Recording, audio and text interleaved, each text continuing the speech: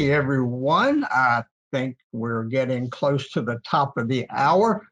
Where we're going to pick up today is in the areas right after we finished yesterday. And let's take a moment and review some of the critical points from our discussion yesterday. We had some general introduction to spinal nerve system, to the sympathetic pathways to the head relative to Horner's. And then we did some basic introduction to spinal cord.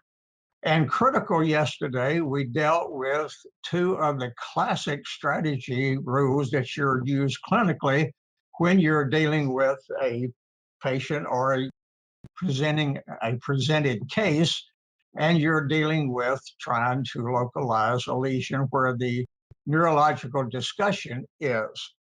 Now, the issue that we'll be dealing with today is on the sensory side.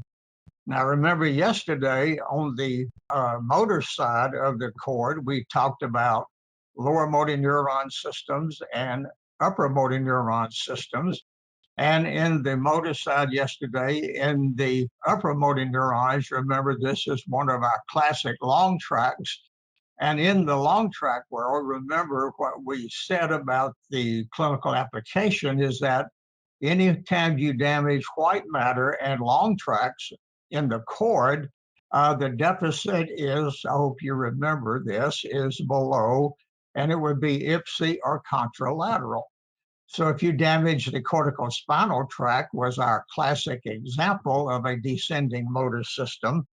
If you damage the corticospinal tract at a level, the deficit is going to be below. And since in the cord, all positions of corticospinal tract is below decussation, which you remember is in the area of the lower medulla. So in the cord, all deficits of corticospinal tract are below in ipsilateral spasticity. And you remember spasticity is due to the fact that when you damage multiple descending motor systems like corticospinal, reticulospinal, and a few others, remember you're losing that net inhibition, which keeps the brakes on the ventral horn and keeps the rhythmic cycling of the deep tendon reflex arc in control. And when you lose that upper motor neuron, you lose the net inhibition, you lose the brakes, and you start dealing with increased spasticity and increased reflexes. And then you remember the lower motor neuron system is going to be derived from, in our spinal cord world, from the ventral horn gray matter. You remember gray matter lesions are at the level and ipsilateral. So that's the other classic rule that we dealt with yesterday.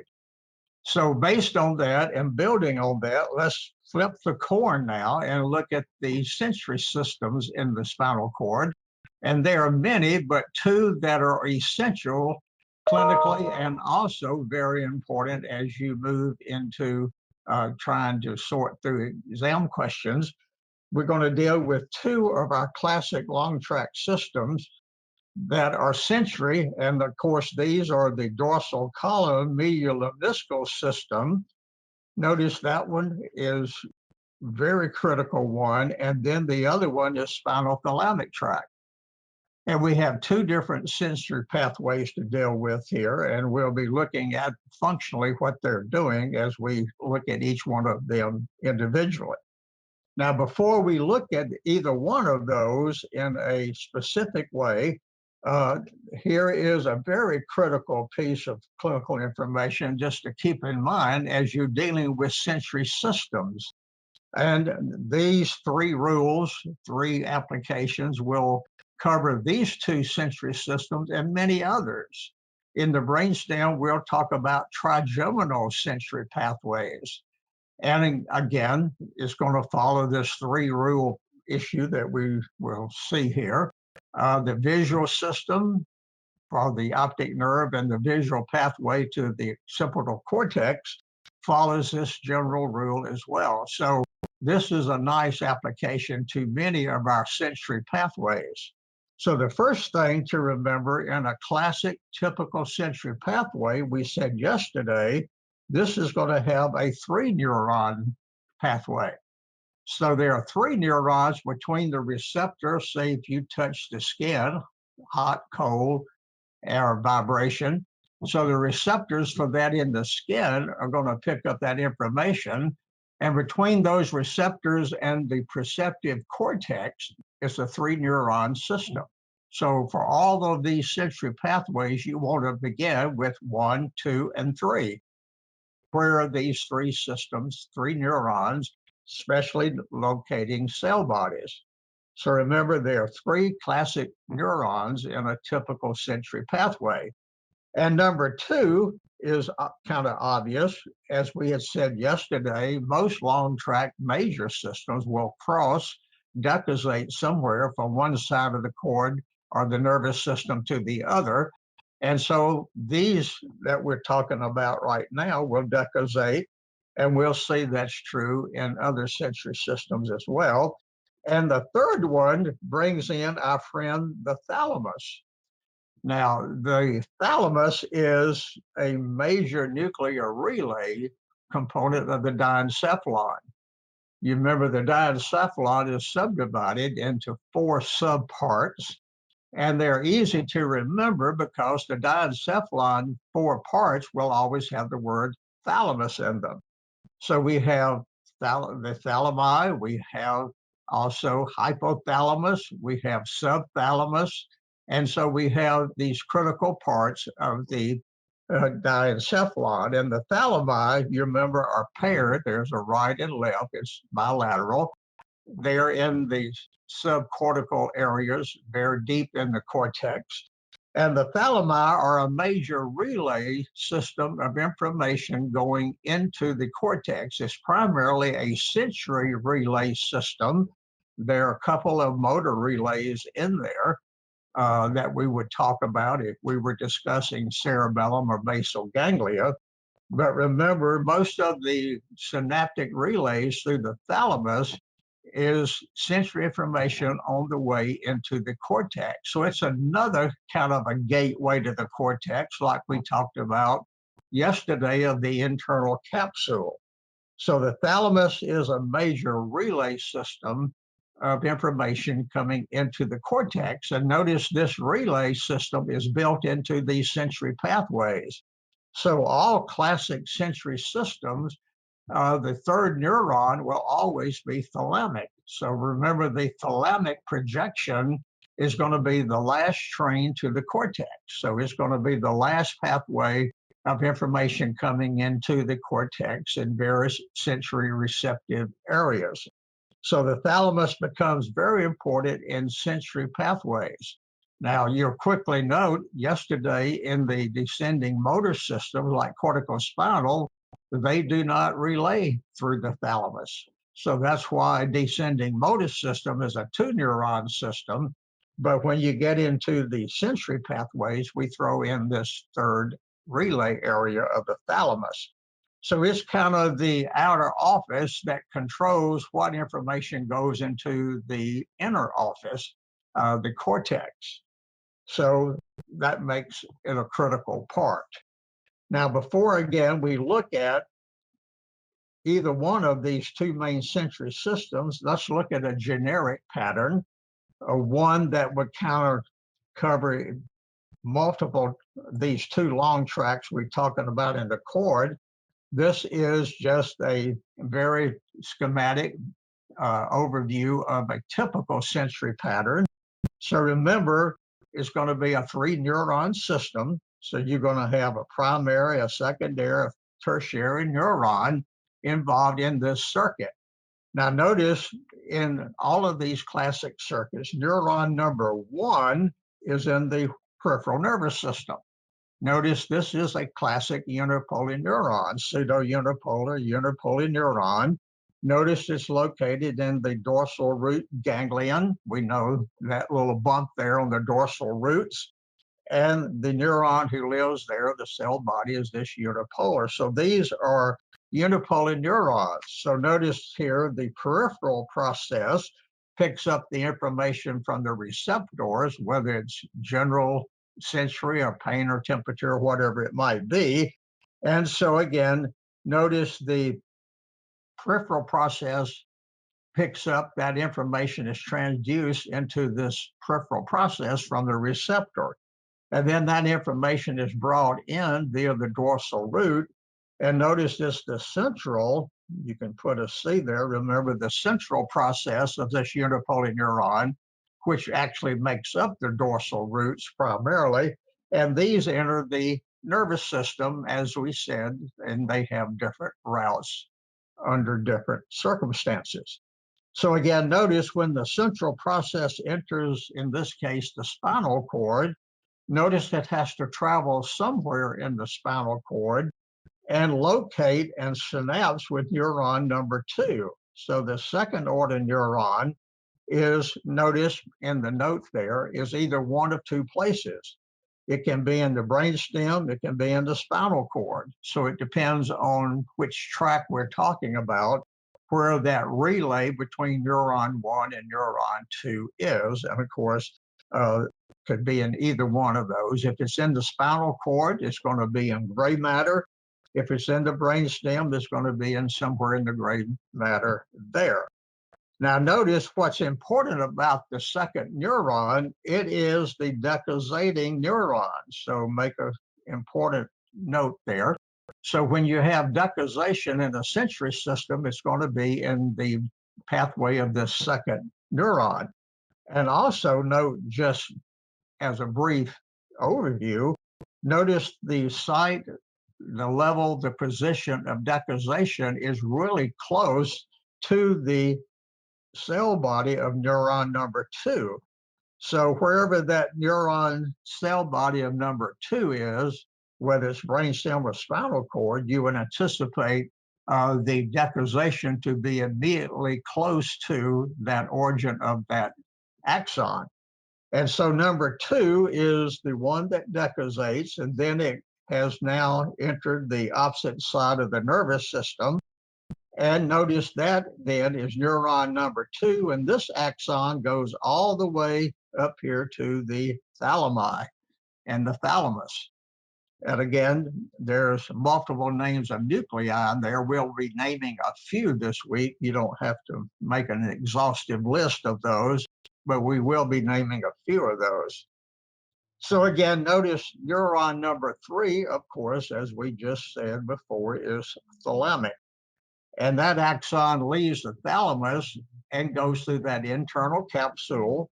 So remember, this is a major gateway to the cortex for motor and sensory.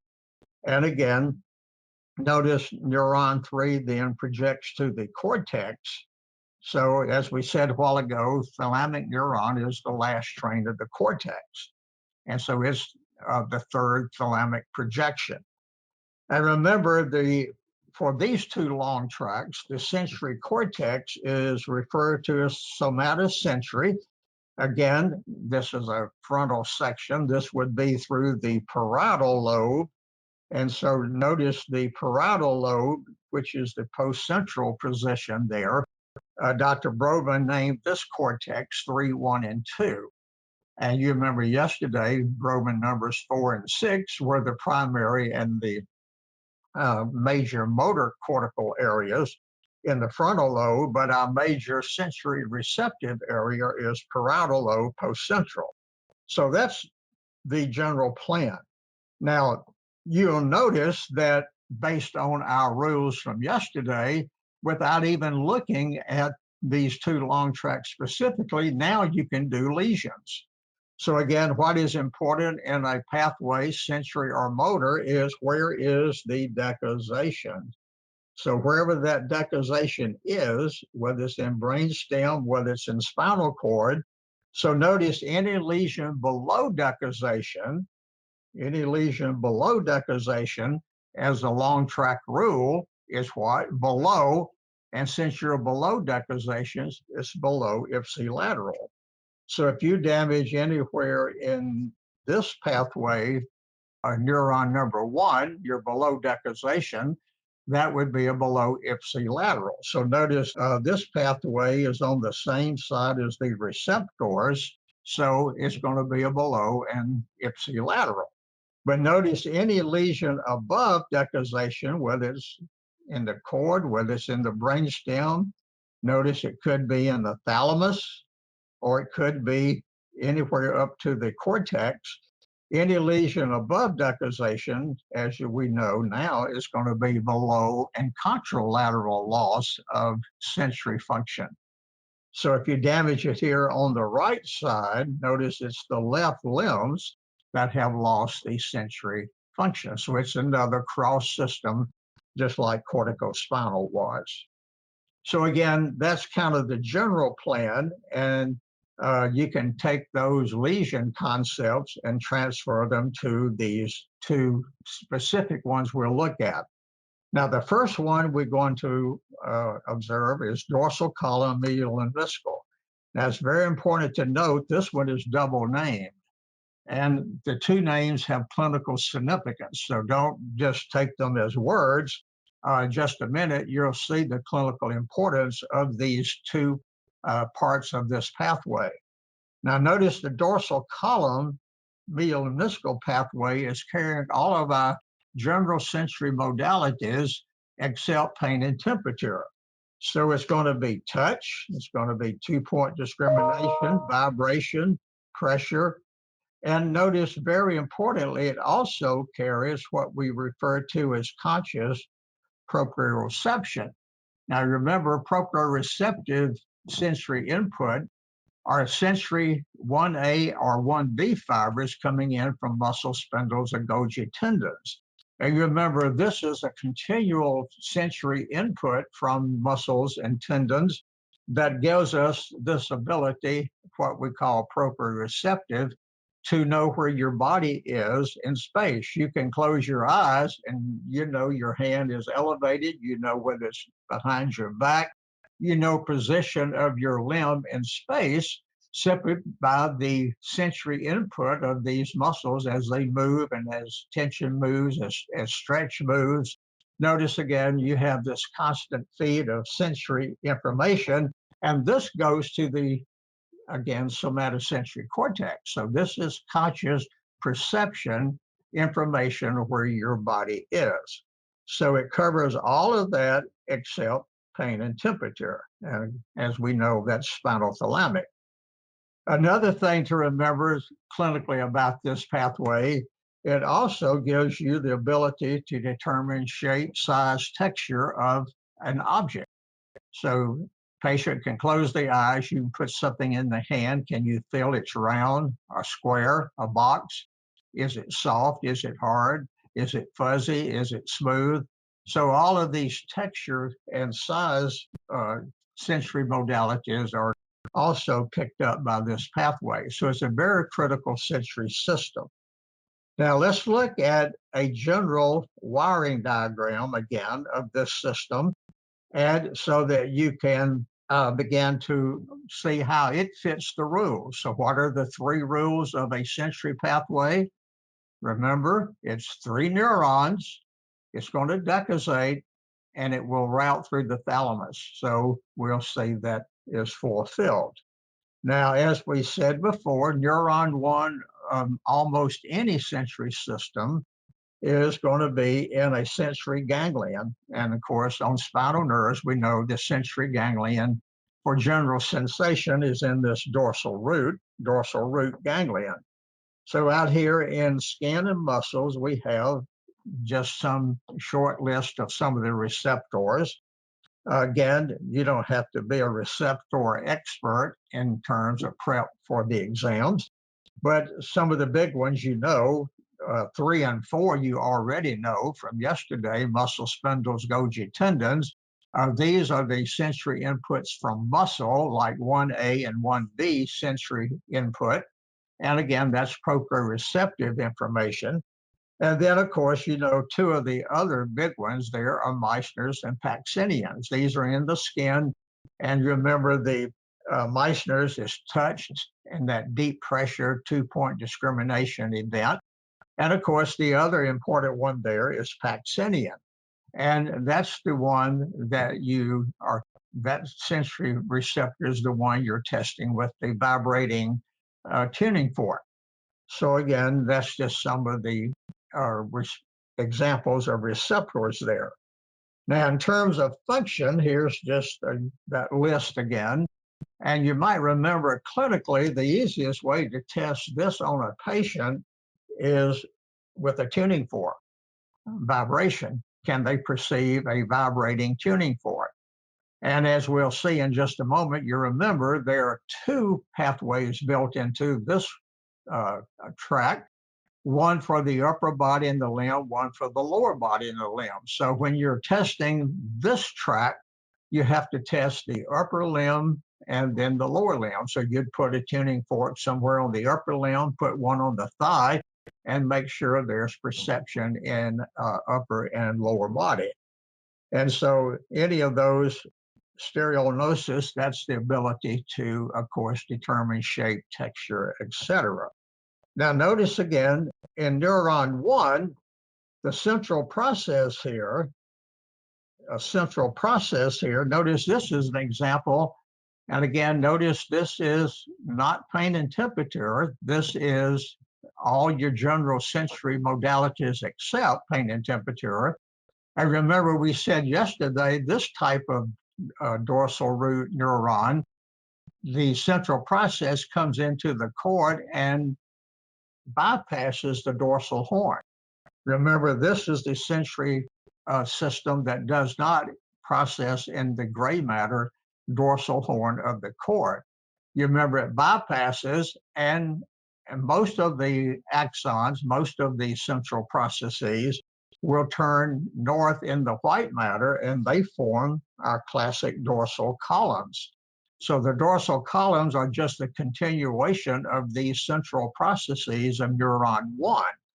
So keep in mind, dorsal column is still neuron 1, just that central process. Notice this is an example where neuron 1 is going to have to enter the dorsal columns of white matter and head north of the spinal cord. And this is the one that goes to the brainstem. So it's going to go all the way up through all the thoracic, cervical, all the segments above there, and enter the brainstem. And there in the lower medulla again, notice this very important location is where the relay is, the synapse is to neuron number 2, and then where the decussation will occur. Now you remember the dorsal columns are divided into 2 columns. We all remember this. There is a grossalis column, fasciculus grossalis. That is the dorsal column system that's bringing sensory information from the lower trunk and lower limb. So when you put that tuning fork on the thigh, you're stimulating the grossalis pathway upward. Then the cuneatus, of course, is the second of the 2 dorsal columns that sensory from the upper trunk and upper limb. So these are 2 columns that make up this dorsal area of white matter. So that dorsal funiculus is more often referred to as the dorsal columns relating to these 2 pathways.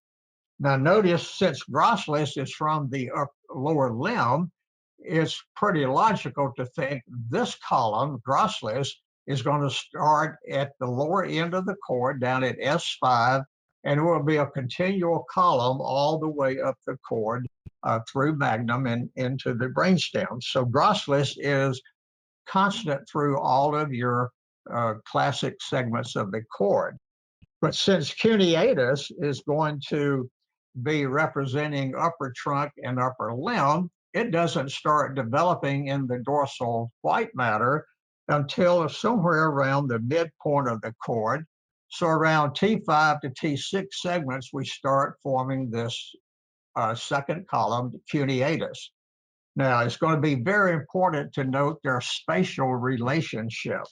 So notice when you have them paired together in the upper half of the cord, notice the grossalis column is going to be medial, and then, of course, the cuneatus will be the lateral one. So that'll be obvious when you see it in just a moment. So notice dorsal columns then make a clinical note. This is this pathway in the spinal cord. So whether you damage it here down at S3 or T6 or C7, 8, or all the way up to C1, anytime you damage the dorsal columns in the spinal cord, you're damaging one of these or both of these two cuneate or Grosse's tracts. So again, a dorsal column lesion, the reason the two names are important, notice on the exam, if you're given a dorsal column lesion, you know immediately it's in the spinal cord. So a dorsal column lesion is somewhere among the segments of the cord. Now notice here, notice then the synapse is going to be with neuron number 2. And where is this synapse? Where is it? And you know now it's caudal medulla, lower brainstem, at the junction of brainstem and spinal cord.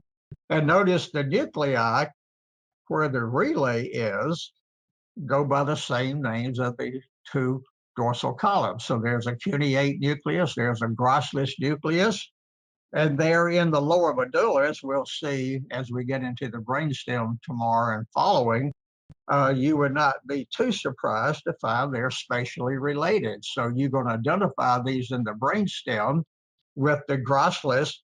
Again, remember that's lower limb. That's going to be medial, and the cuneatus will be the lateral of the two nuclei. So neuron 2 is in the, of course, either one of these two nuclei. And then notice the decussation where the X is there. Remember the axon of number 2 is the crossing fiber. And so right at close to that lower medulla and in the lower medulla is where this pathway crosses to the other side. So notice what's going to be very important as we go into brainstem, caudal medulla, its most famous point in history is that it's the site of two decussations of long tracts. So yesterday we saw the corticospinal tract descended and crossed there. And now we see a sensory system crossing going upward, crosses there. So it's the site of two of these three major long tract systems. Now after crossing, when axon 2 crosses, axon number 2, notice it now heads back up the nervous system. And notice this is where the fibers change their names. And you may want to add this, it's on the next page, but these fibers here are referred to medial lemniscus. So when you say medial lemniscus lesion in an exam question, notice this is above decussation, and this is in the brainstem. So notice these fibers from the lower medulla continue north up through the brainstem, through the medulla, through the pons, the midbrain, all the way through the midbrain. And notice, so a medial lemniscus lesion on the exam, you know, is a brainstem lesion. A dorsal column lesion, you know, is of course, a cord lesion. Now notice this, the medial lemniscal fibers, and who are they? The continuing axons of neuron number 2 after decussation.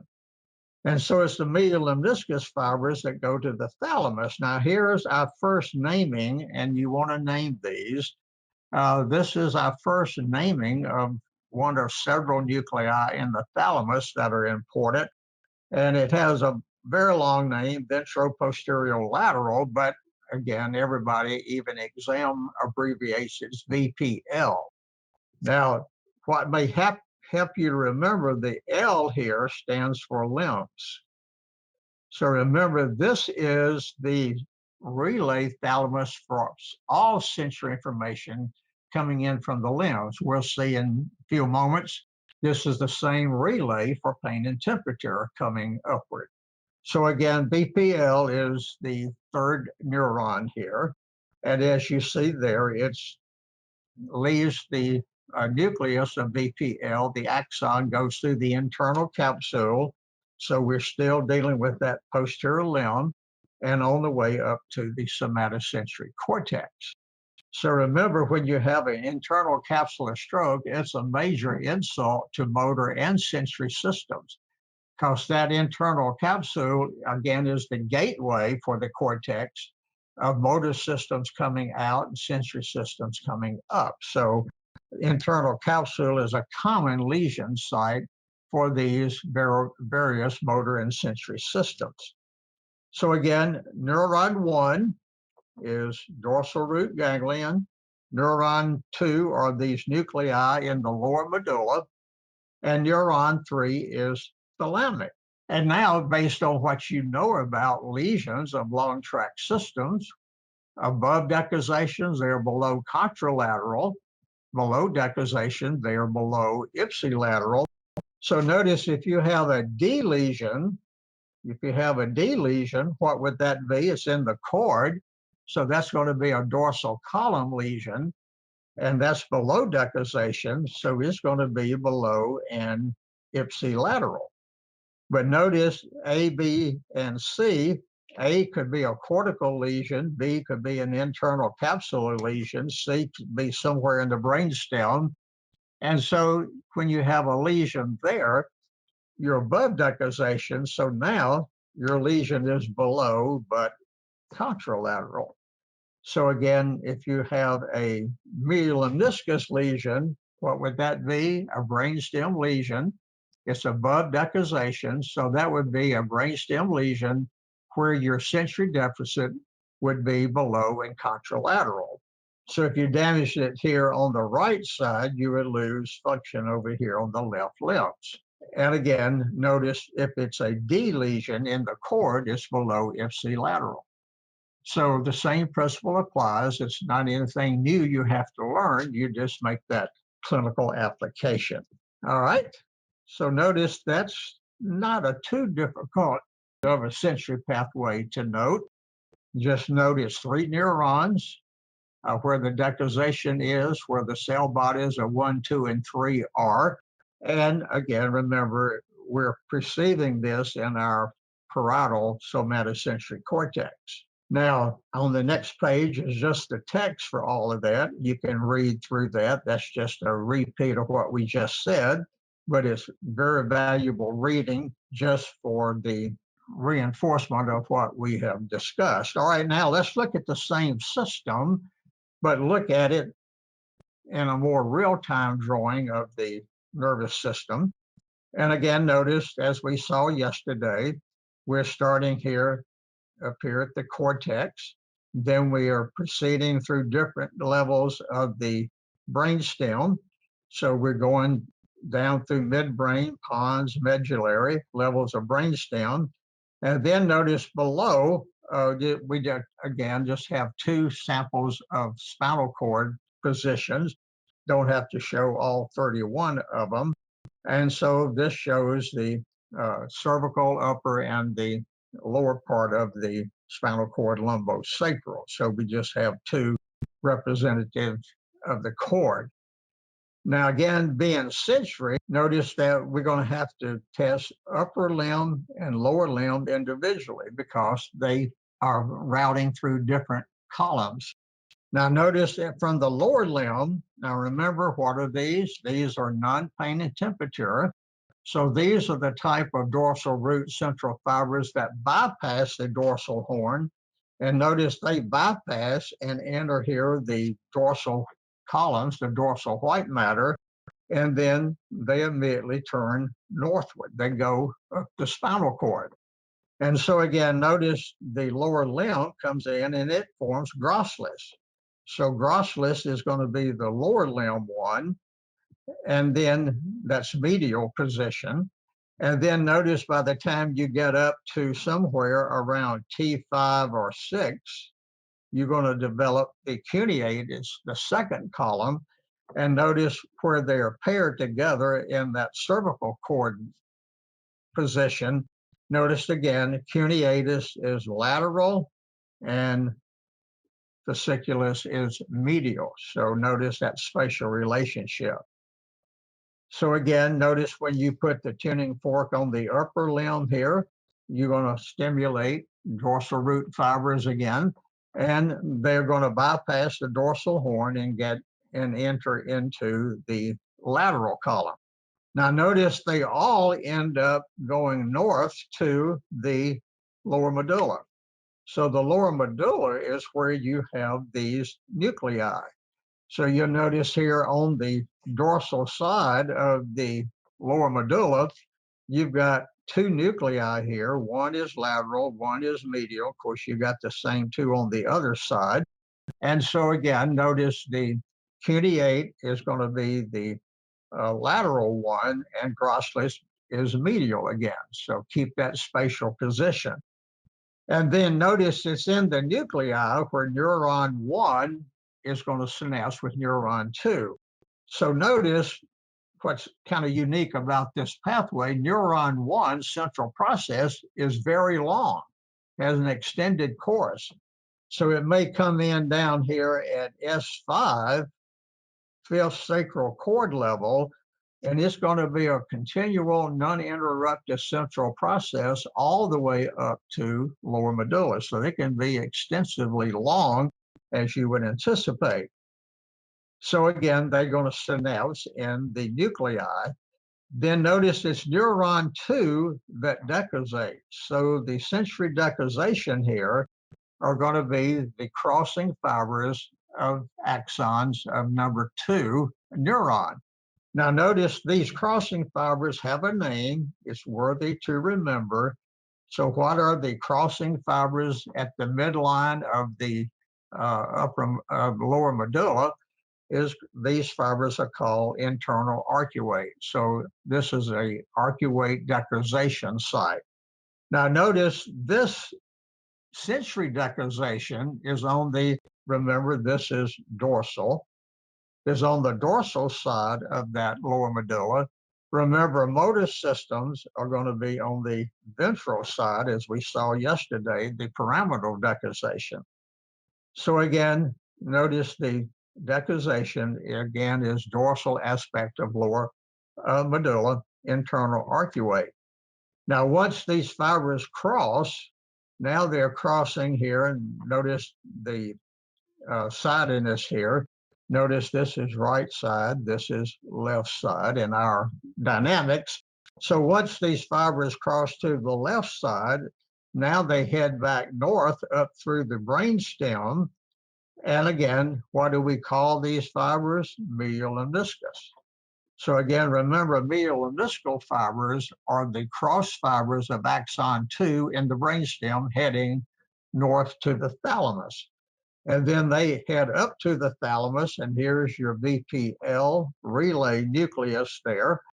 And again, they project to the somatosensory cortex. So again, the thalamic projections is the last train to the cortex. And remember, as we said yesterday, the sensory cortex, just like motor cortex, has this homunculus represented on it. So remember, the head region is in this lateral, lower part of that lateral cortex. Upper limb is in that lateral mid part of the sensory cortex. And the lower limb, of course, is on the medial side. Notice again, the homunculus represents where these thalamic projections go. So if they are from the upper limb, that would be cuneatus. Cuneatus is perceived in this cortex. If it's going to be grossalis, those fibers end up on the medial cortex, and that would be lower limb perception. So again, notice it's a 3-neuron pathway. Now, there's one very important point to bring to your attention, and on exam questions, it's one of the common missed ones. And that is, what about these nuclei here in the lower medulla? Are they before or after decussation? Just answer that in your own mind. Are they before or after decussation? And obviously, they are before the internal arcuates. So this is the relay for the projections coming up from the dorsal columns. So notice they're before decussation. So again, including the nuclei and all the way south, notice these lesions are going to be below decussation, or if you want the word before decussation. So all lesions here are going to be below and ipsilateral. So remember, if you have a cuneate or grosseous nuclear lesion on the exam, it's still going to follow the before decussation rule, and it's below and ipsilateral. But what is the headline here? If you have a medial lemniscus lesion or anywhere up the brainstem, thalamus cortex, now you're above decussation, so now your sensory deficits are going to be below contralateral, and that simply follows our rules. So the other thing you have to remember here as a little specificity is that the cuneate and grosseous nucleus are before decussation, so you would include them on the below ipsilateral rule. So again, I don't think it's a very difficult system, but it's a very essential one to know the pathway. Now, here's just an image of a cord system. And again, this shows you dorsal columns. It shows you the grosseous. Remember, this one is medial, this one is lateral when they are paired together. If you're below roughly mid-thoracic cord, you only have one column, and that's grosseous. But then above the mid-thoracic, you start building two. Now, remember how the fibers got there. Over here on this side, you had a unipolar neuron, peripheral, and we had central processes. Remember, they bypass the dorsal horn, and then these enter the dorsal columns and just form these collaterals that head northward. And of course, they're forming, same thing happens here, and they form the two dorsal columns. So again, if you have a lesion in the cord of either one of these or both of them, it's going to be below ipsilateral, loss of touch, vibration, etc., and conscious proprioception. Don't forget that one as well in these two pathways. So if they gave you a grosseous lesion only, it would be below ipsilateral lower limb. If they gave you cuneate only, it would be below upper limb. If they gave you both of them, it would be below and both limbs losing sensory functions. So again, just remember those dynamics. All right, now let's just review some of the clinical applications here of this system. Now, notice when you talk about clinical presentation of this patient with a lesion somewhere in this pathway, notice you're going to lose all the classic sensory modalities, touch, vibration, and you can go down the list. And there are many types of cord lesions or brainstem lesions that's going to give you these types of deficits. And some of them are listed. Some of those are listed here. You got TAVIs, demyelinating diseases of different types, tumors. So there are different cord lesions that are going to result in this. So how does the patient present? What's the clinical presentation? First of all, they lose the ability to determine shape and size. So they get a stereognosis or just agnosis, shorter term. These are the same terms.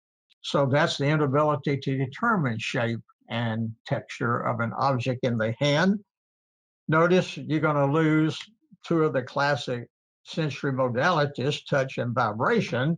And you know, this presents in that classic sensory description of pins and needles, paresthesias. So the patient feels this tingling in the area of sensory deficit in the dermatome involved there. So you get paresthesias. And another classic one that exam questions like to include, notice when you deal with the grosseous column, you lose conscious proprioception from the lower limb. So notice this individual really doesn't know where the lower limbs are. They don't have that conscious perception anymore. So when they walk with a very classic, cautious, high step gait. So the feet come up fairly high. You're trying to find the ground as you're walking. So notice this kind of a classic high step gait, which you can see in other events, but this is one of the classic points where you see these. So if you get that type of gait, that's going to be a suggestive of good possibility of dorsal columns, because you've lost the input from muscle spindles and Golgi tendons from the lower limb. And you remember another sensory part of this system, test for this system, is the Romberg. Now, the Romberg is a great test to allow you to examine the patient's ability for balance, equilibrium. And you remember in the general rule for balance equilibrium, we use three different systems collectively, and they both interact with each other to give us a good sense of balance so we're not succumbing to gravity. And again, you remember that's the eighth cranial nerve. Vestibular is one of the main ones, of course. You're also using your visual system as you look out across the horizon there. And then equally and very important is that dorsal column glossalis, because again, that is bringing in this proprioceptive input from the lower limbs. And it mentions there in the paragraph, you remember you can lose one of the three and still maintain pretty good balance. But if you lose two of the three, then you're going to be falling over, swaying, and losing your equilibrium. So again, the Romberg test allows you to look at these three systems. So you remember in the Romberg test, as it's described, you have the person stand up vertical, feet together, arms at the side, looking forward with eyes open. Can you stand vertical? Do you have any trouble with balance? And then you ask them to close their eyes. And then if they start falling over, that's a positive Romberg. So notice the positive Romberg is falling over with the eyes closed. So notice eyes are closed, you start falling over. And remember, there is a neurological term for this. It's called sensory ataxia. So if you see on the exam a sensory ataxia deficit, you know you're dealing with that positive Romberg sign, falling over with eyes closed. Now, in a later chapter, we won't be discussing, if you get the individual stand up vertical, feet together and eyes open, and they start falling over with eyes open, that's going to be a cerebellar issue, and particularly the vermis of the cerebellum. So if you have that type of falling over with eyes open, that's called motor ataxia. So remember, sensory ataxia is related to particularly a dorsal column lesion, because when that patient closes their eyes, that takes away the visual input, and the glossalis lesion has already taken away the lower limb input. So the only thing left is the eighth nerve, and by itself, it's not enough to keep balance. So pay attention to the two terms, sensory and motor ataxia. They can and could possibly see those. So that is the first of the two sensory systems. So you want to go back and digest that one, make sure you review that one, like corticospinal and now this one are two essential ones you want to be able to map out. I would suggest you draw them several times as well. And then the third one also you want to map out and draw. This is spinothalamic, and this is another name for this is anterolateral. It doesn't have the significance as the double naming of dorsal column. It's just two different names. So some printed material will call it the anterolateral system, some will call it spinothalamic. And notice spinothalamic is specific for pain and temperature. So it's the remainder of these general sensory functions. And so pain and temperature is, and there's some crude touch in here, but that's not that significant. So this is pain and temperature. Now notice when you look at the general wiring of this one, it follows the same rule it's 3 neurons, it decussates, it goes through the thalamus, but it has a different pattern of its route. Now, neuron 1 is the same. So neuron 1 for pain and temperature is still the dorsal root neuron, the unipolar. And again, notice the receptors here. If you go back to yesterday, I mentioned these are sensory receptors in the skin. So remember, if receptors start with an alphabetic name nomenclature like alpha, delta, C, you know those are receptors of the skin. If they're numerical, like 1A, 1B, you know that's a sensory unipolar neuron from muscle or tendons. So these are alpha, delta, and C fibers. Again, you may just note those are the two main ones for this receptive input. You might remember as a special note, footnote, C fibers are unique among all of the sensory types of inputs because these are unmyelinated. So this is an unmyelinated pathway where alpha, delta, and the others are thinly or more thickly myelinated pathways. So neuron 1 then is made up of these alpha, delta, C type unipolar neurons. And again, we're going to have the central process routing into the spinal cord via the dorsal root. Now, just to give us a point of discussion, let's just name this particular dorsal root, just give it a number. Let's say this is the 4th thoracic input here. And again, notice at the top, you notice this is the left, this is the right side. So again, notice then this is the left T4 nerve coming in at the left T4 dorsal root. Now, this is the type of central process that does not bypass the dorsal horn, but notice this one within a segment or two of entering the cord will route and synapse in the dorsal horn of the gray matter of the cord. So this is the one that synapses in dorsal horn gray matter. Now in the dorsal horn gray matter, again, it's going to have to enter the cord. But again, don't forget this little box, this little piece of information. And we don't know why, but these have a unique characteristic. So it comes into the cord, let's say at T4, but notice it doesn't go and process into the dorsal horn at T4. It will go up to T3 or maybe down to T5. So it will go elevate or down a segment or two.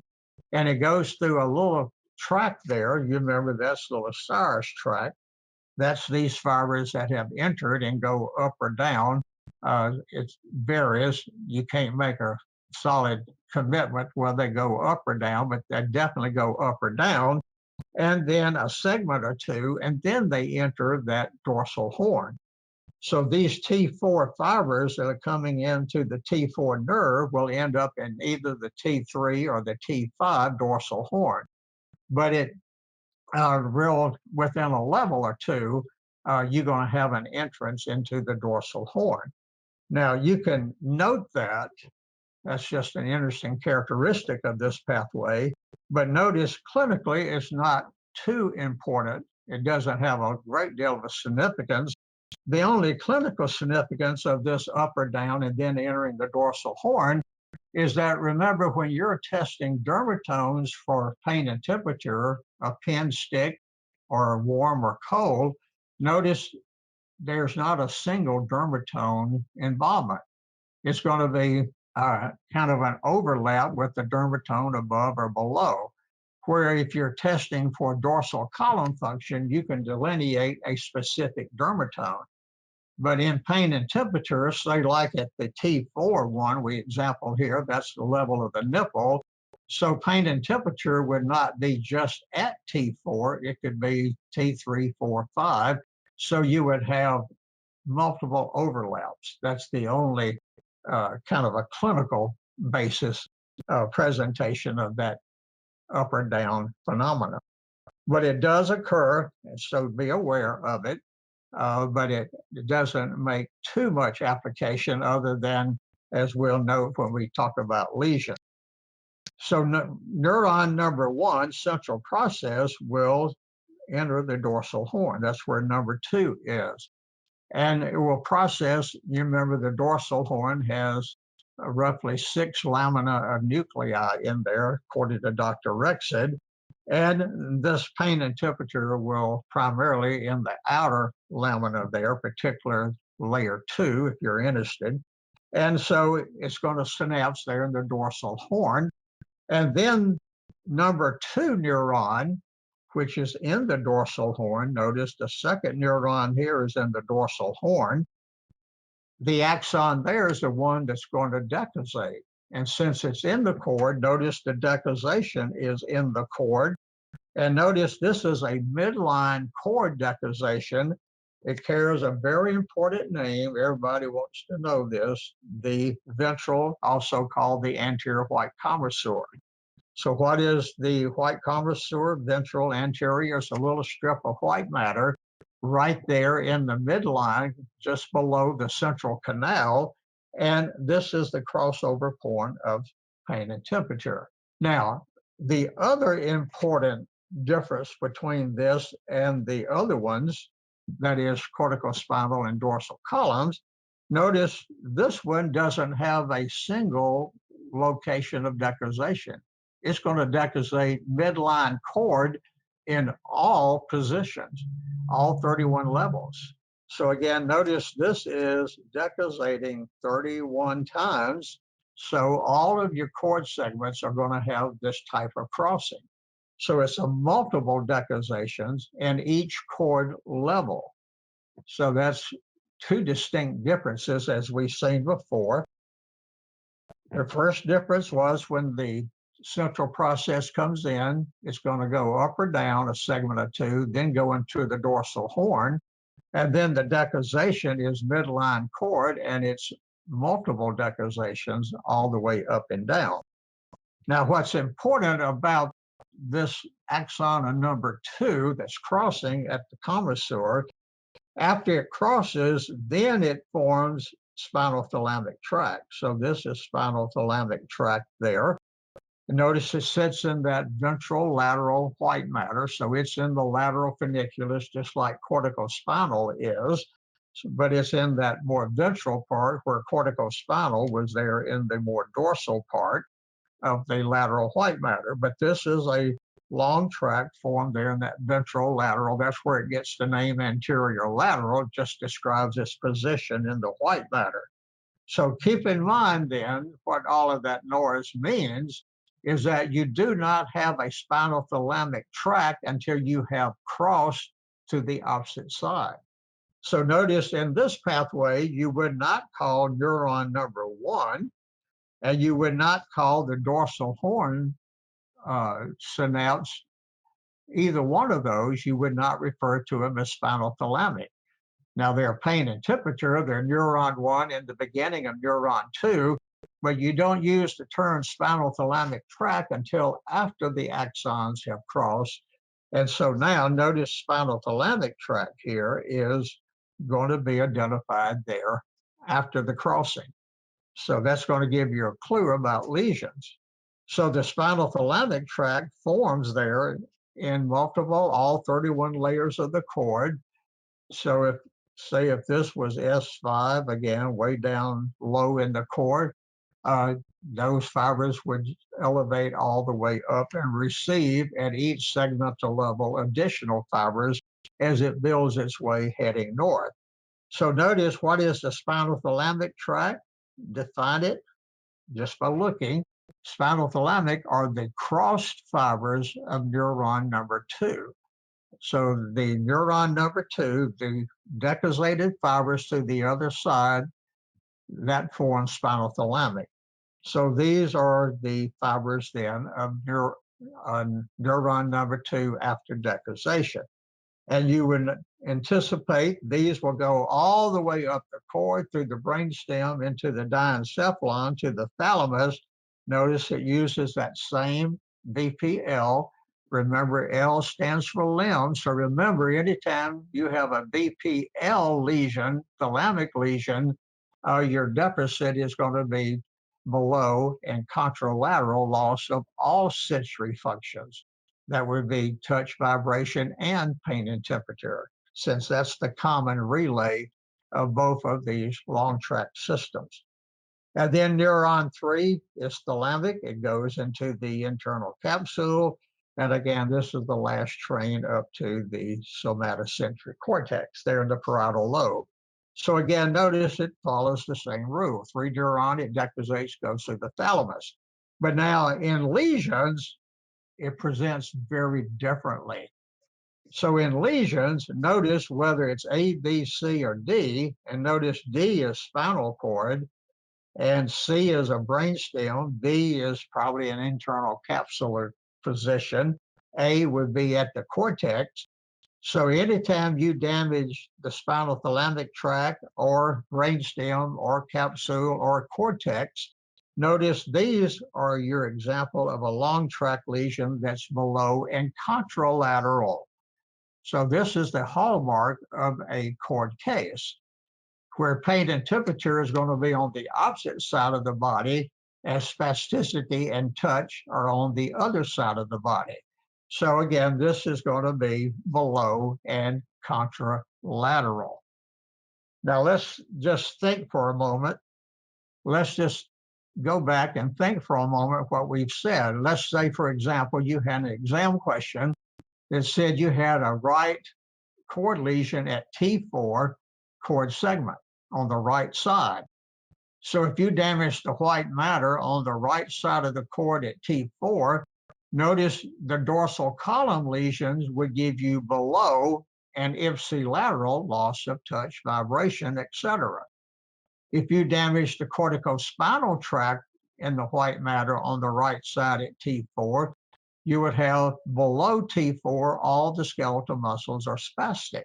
But notice if you damage spinal thalamic on the right side at T4, your pain and temperature is going to be contralateral around the nipple on the other side. Remember, it could be above or below, up or down a segment or two, but it's going to be contralateral within a segment or two and everything below. So pain and temperature is always on the opposite side of the body than touch or spasticity is when you have a classic cord lesion. It's a nice little clinical pattern to note. So again, notice this is the classic long tract lesion that's below contra, where the other two, when you had a cord lesion, they were below ipsilateral.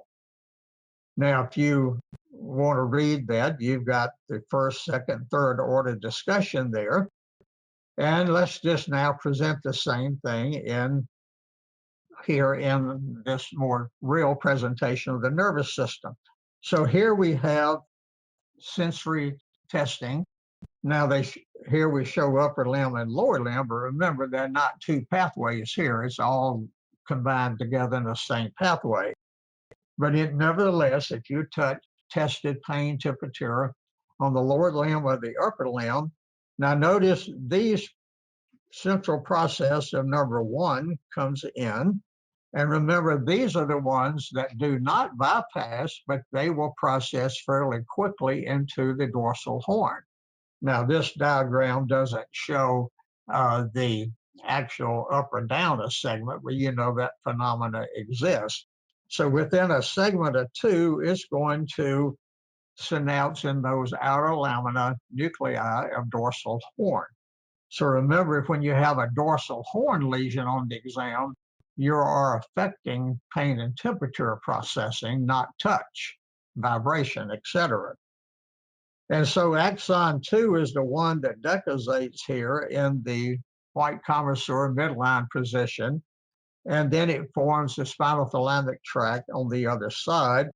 This spinal thalamic tract here should be in this position. It's a little high there, so remember this should be there. And so notice that the spinal thalamic tract is in an anterolateral position, but is still in the lateral white matter, lateral funiculus. And then these fibers head north And again, they're going to go up through the rest of the spinal cord. They're going to go up through the brainstem, and we'll mention where they are in brainstem in the next few days. And then notice what is spinothalamic tract. Don't forget, it's the axon of which neuron? Number 2. And so the second neuron number 2 axon is the one that decussates and forms the tract that heads north. And it's going to go all the way up to the thalamus again, where neuron 3 is. Remember, that's VPL, and that projects to the somatosensory cortex.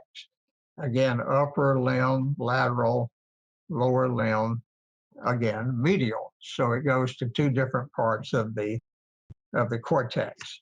Now, again, notice anytime you have a tract lesion, whether it's in the spinal cord, or whether it's in the brainstem, or whether it's thalamic or cortex, this is the classic contralateral below long tract sign. So if you were given a lesion, say here, this is cervical, say this is C6, doesn't matter. So if you had a lesion of the spinothalamic tract on the left side, again, this is left and this is right. So if you damage the spinothalamic tract on the left side there at C6, where are you going to lose the function of pain and temperature? It's going to be below, but it's below and contralateral. So it's going to affect everything within a segment or 2 below C6 dermatome. You would lose pain and temperature below contralateral. So again, this is a contralateral below lesion. So keep that point in mind. And here is a picture of that pain and temperature position. This is more accurate than the previous image.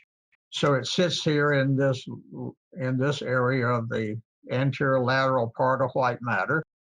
And remember how the fibers got there. Don't forget what we just said. They came in from the other side. So you have your central processes. They're going to synapse in the dorsal horn. Neuron 2 is going to see this little piece of white matter there. That's the white commissure. It's going to cross there and follow the tract and then head north. So again, notice spinothalamic tract is now after decussation, so it's going to represent a below contralateral. Now, one thing let me point out to you, just for comparison's sake, and that is to note that you can also have a midline lesion of the cord. What if you had a ventral commissure lesion, not a lateral cord lesion where the tract is, but a midline lesion at the commissure? Now notice that presents a totally different pattern of pain and temperature loss. Now notice, let's just take this upper limb, let's take this cervical position. And remember, pain and temperature is coming in from both sides. So let's just complete this. So here's pain and temperature coming in from this side, from the left side. It's going to synapse with neuron number 2. It's going to decussate here and form the spinothalamic tract on that side that heads north. So when you have a midline lesion, what are you going to affect? Pain and temperature from both sides. So what is this one? Bilateral. This is bilateral loss of pain and temperature. And not only bilateral, now it's not going to be below the lesion, it's approximately at the lesion, maybe within a segment, but it's going to be approximately bilateral. So if you had a midline lesion of C6, what you would lose is bilateral dermatomes on both sides, loss of pain and temperature, and you would end up then with roughly, it could be dermatome 5, 6, and 7, but roughly this at the level lesion. And you remember this is called syringomyelia. So keep in mind then, if it's a midline lesion, it's bilateral loss of pain and temperature at the level And if it's a lateral lesion and you damage the spinothalamic tract, it's going to be below and contralateral. So there are two different patterns of pain and temperature loss to note. All right, gang, that brings us up to kind of a nice break point. And so those are the two classic sensory long tract systems you want to add to corticospinal yesterday, and make sure you can map all three of those out and understand their topography and how they route. As we're finishing up here with this pain and temperature issue, just notice here, the obvious is the clinical presentation here, the loss of pain and temperature. That's not too difficult to figure out. And remember, the key word in the clinical presentation here is the term contralateral. So again, this is a contralateral and below deficit of tract lesions, which would be a lateral brainstem lesion. Now, if you're interested in a little more detail, notice you can damage this pathway in different positions. Remember, a dorsal root lesion would be damaging neuron number 1. And notice a dorsal root lesion is a peripheral nervous system. Remember, the roots are the beginnings of PNS. So if you damage the dorsal root, it's going to be like any other peripheral nerve lesion, is ipsilateral and at the level. That's kind of the pattern we've seen before. If you happen to damage just that most outer part of the dorsal horn region where the Lacera's tract is, it's still ipsilateral, but it could be one or two segments above or below with that little phenomena of things going up. But remember, if it's a tract lesion, which is the classic exam question, it's going to be contralateral and below within a segment or two. So just keep those points in mind. Now, we want to look at one other long tract. The three we discussed are the three major ones, the three big ones. So again, notice those three big ones are the classic ones to know well. But we want to add a fourth long tract. This is another sensory ascending long tract. It's spinocerebellar. And of course, the name pretty much tells you what the track is. It goes from spinal cord, spinal nerve input up to the cerebellum. Now, notice what's important about noting this one. This is the opposite of the dorsal column system. This is unconscious proprioceptive. So notice not only at the same time muscle spindles are talking to your cortex and giving you conscious knowledge of where your limbs are, there are muscle spindles that are also routing through this tract system, sensory ascending system, and these are feeding proprioceptive information to the cerebellum. And that is very, very, very critical to your ability to have nice, coordinated, smooth motor movements. You know, the cerebellum, as if we were discussing it, notice one of its major functions, circuitry there, is to smooth out the motor system as they're being carried out. So remember, if all we had in a voluntary motor movement, if all we had was an upper and a lower motor neuron, that movement would be very inefficient.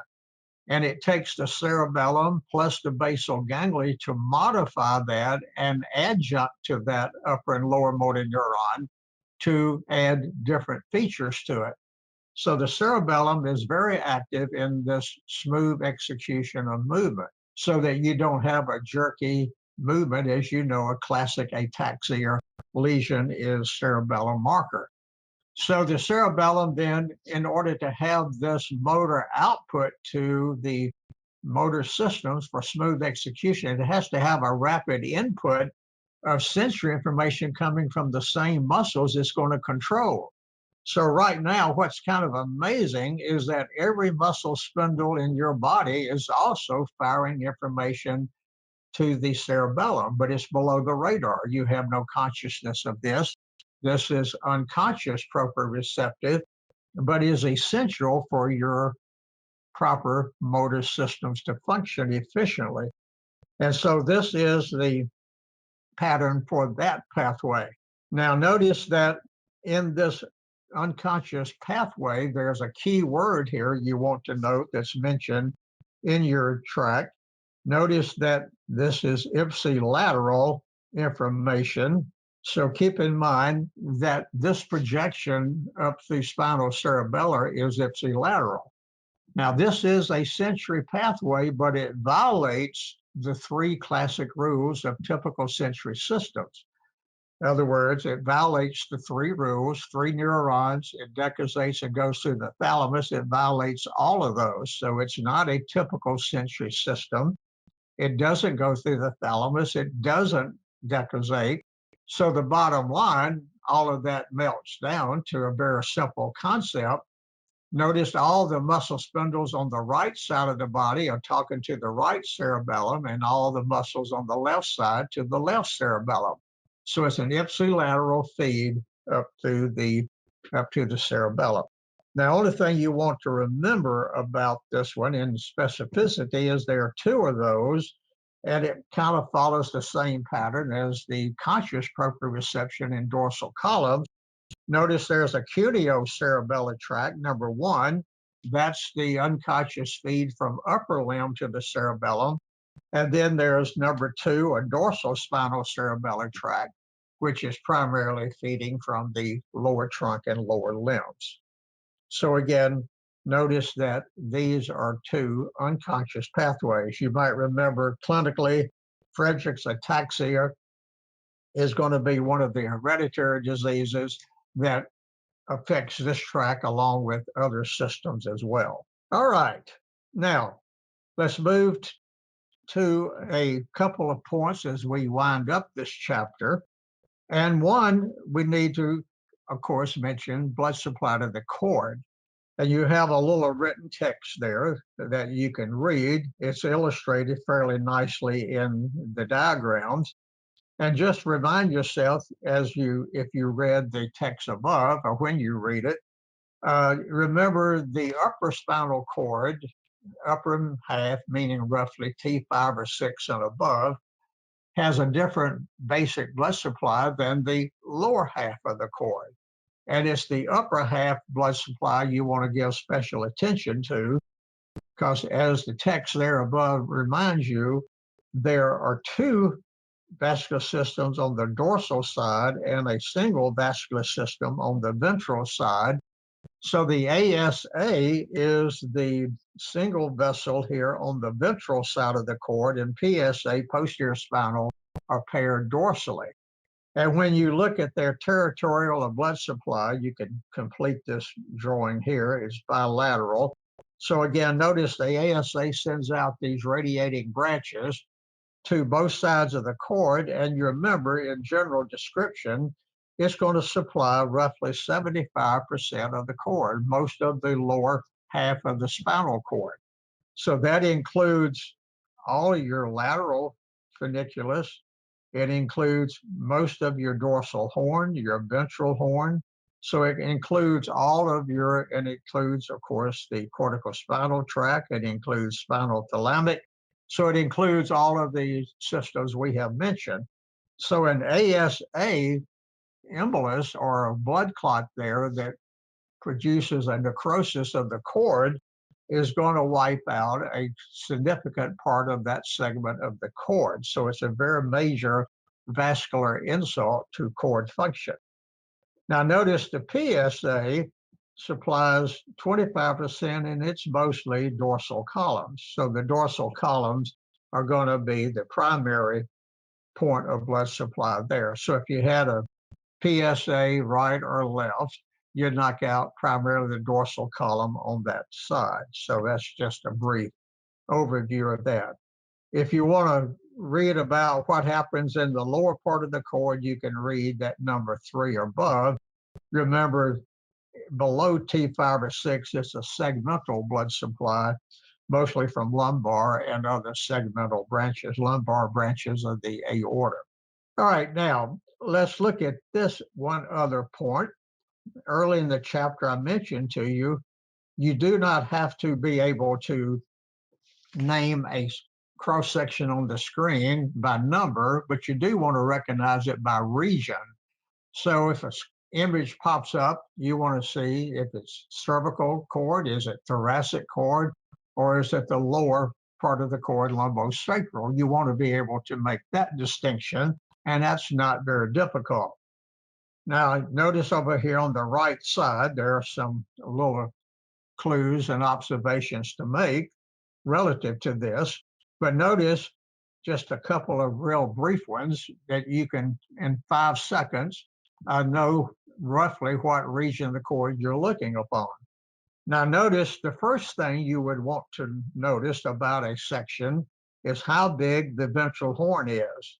Now, notice ventral horns are very large in the cervical region and down in the lumbosacral. That's obvious because in those two areas of the cord are the tremendous number of lower motor neurons out through the brachial plexus, upper limbs, or lumbosacral to lower limbs. So if you have a large ventral horn, you pretty much know you're dealing with cervical, upper, or lower spinal cord.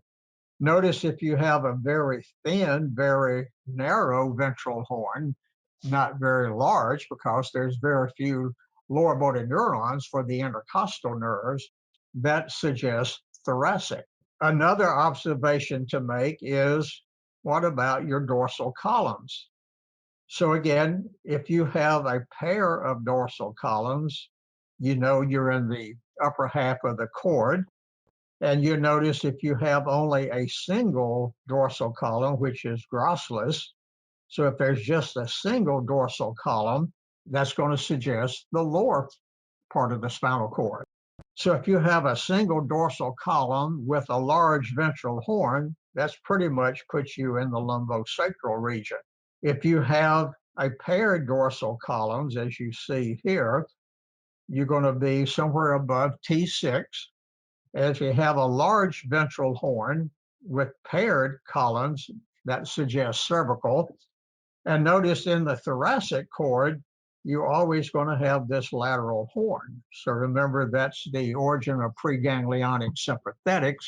And you remember this is in that segmental range between T1 and a roughly L2. So in the 12 thoracic segments, you have this lateral projection, the lateral cord. And then one other subjective information you can deal with is white matter. Now notice white matter is at its largest volume, cervical, and it decreases as you go down as tracts begin to dissipate. So you're going to have a large volume of white matter. And notice when you get to the lower spinal cord, you just have a rim of white matter. So you can use any of those parameters and just balance them between each other.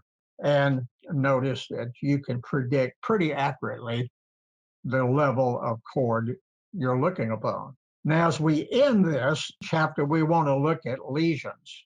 And of course, we want to look at also some patterns that suggest a model of a spinal cord case.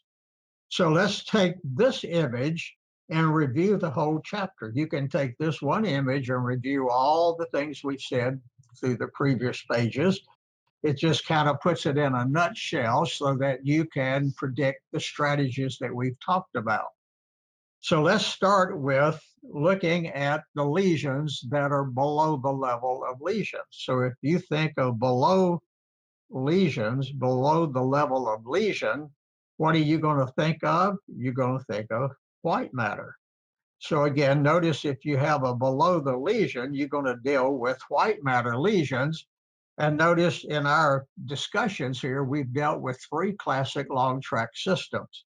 One with the dorsal columns, corticospinal, and spinal thalamic. Now remember, dorsal columns is your general sensation of everything but pain and temperature. And remember, spinal thalamic is your pain and temperature. And of course, we know corticospinal is upper motor neurons of the descending motor pathways. Now remember, dorsal columns and the corticospinal, what was common between these two? They both decussated in lower medulla. Remember, they both decussated at that common level of the lower brainstem. So what does that mean? When you damage them in the cord, whether it's C1 or S5, these two columns, dorsal and then the corticospinal, are below decussation, so they would fall into the below ipsilateral rule. So remember, if you damage corticospinal tract in the cord, it's below ipsilateral spasticity.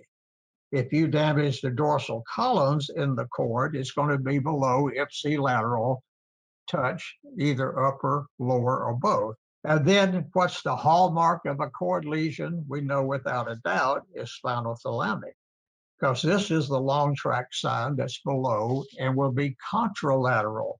So this is a contralateral phenomena. And again, of the three long tracts, this is the hallmark of a cord case, cord model. So if it's below the lesion, you're looking for white matter long tracts. Now, if it's at the lesion, if you're looking at the lesion type of defects, you're going to deal with ventral horn lesions. So if you have a ventral horn lesion, you're damaging the outflow of lower motor neurons. This is gray matter. So what do we know about that? That's horizontal at the level. So this would be at the level, and it's going to always be ipsilateral. So when you think of ventral horn, you think of ipsilateral at the level lesion. And don't forget, here in this ventral commissure, white commissure is the crossover of pain and temperature. So this is going to be bilateral loss of pain and temperature, but it is roughly at the level. You may stay within a segment, but it's roughly at the level. So those are two classic at the level lesions we summed in the chapter. And then that brings us to two very important different additional parameters, and that is, when do you get Horner's syndrome with a cord lesion? And that goes back to that very famous, I mentioned yesterday, that descending hypothalamic tract that is coming out of the diencephalon, descending through brainstem and spinal cord down to T1, where it starts driving all the way down the T1 to L2, the preganglionics. But remember, the outflow from the cord to the head is going to derive, you remember, from T1. So remember, T1 is the primary cord segment that has the outflow of preganglionics up to the head, as we talked about yesterday. So notice the kind of model for a Horner's lesion in a cord case is when the lesion falls anywhere between C1 and T1. So if you have a cord lesion, C2, C5, C6, 7, 8, down to T1, you may go as low as T2. You would consider a possibility of a Horner syndrome. And again, notice this little hypothalamic tract sits right on the margin between gray matter and white matter. But remember, the rule for Horner's, don't forget this, is always, always, always ipsilateral. So if you damage the cord on the left side, you're going to have left face showing a drooping eyelid, myotic pupil, anhidrosis. And then the other parameter you have to deal with are the two limbs. So the big story here is, when is the upper limb pulled into the picture along with the lower limb? Now notice, since the lower limb, of course, is lower, and you think of long tract lesions are below the lesions, so notice the lower limb is kind of a classic finding in most significant cord cases. So if you have a significant cord lesion, one side or the other, somewhere, anywhere from cervical all the way down, you're going to, in some ways, affect the lower limb. So the lower limb is kind of a common feature in cord cases, if it's a significant case. So the question is, when does a lower limb and the upper limb pull together? And notice that kind of fits a pattern that is common with Horner's. It's between C1 and T1. So notice between C1 and T1, if the exam says you have a C5 lesion, anticipate upper limb involvement and Horner's along with the other findings. And of course, the reason upper limb is brought into that C1 to T1, you know, the brachial plexus is C5 to T1. So anytime you're between C5 and T1, you're going to affect the upper limb there at the level, because the lower limb would be affected by long tracts. And then, of course, anything above C5, which is C1, 2, 3, and 4. So again, the pattern for upper limb involvement is the same as lower limb. I'm sorry, is the same as Horner's. So again, C1 to T1 is a kind of important segmentation to remember when you're dealing with a cord case. Now, if you put all of that together, you come up with a classic model of a spinal cord lesion. So when you are presented with a case on the screen, the first thing you want to kind of do is a bird's eye overview. Don't read it for detail initially. See if you can see the big picture. Get it kind of a forest view before you look at the trees, and see if you can determine a type or model of case. Is it a spinal cord case, as this exhibits, or like a brainstem case coming up, or something above the brainstem, cortical, capsular lesion that would be talked about in other parameters. So what is the model of a cord case in your initial bird's eye view? First of all, there are no cranial nerve signs. So it might say cranial nerves exam are negative. So again, there's no cranial nerve exams signs observed. So that means all of your clinical presentations are trunk and limbs. So again, your deficits of sensory and motor are going to be trunk and limbs. That's fairly obvious if there are no head lesions here, no cranial nerves.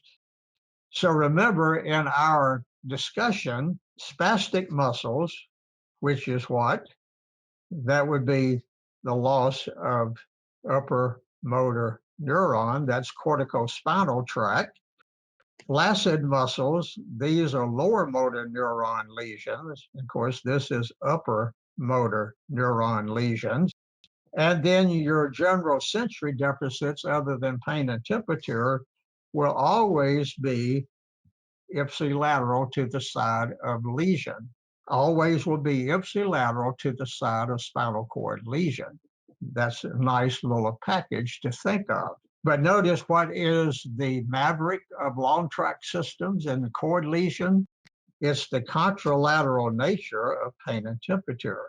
So the side of lesion here, so this would be a right spinal cord lesion, this is the left.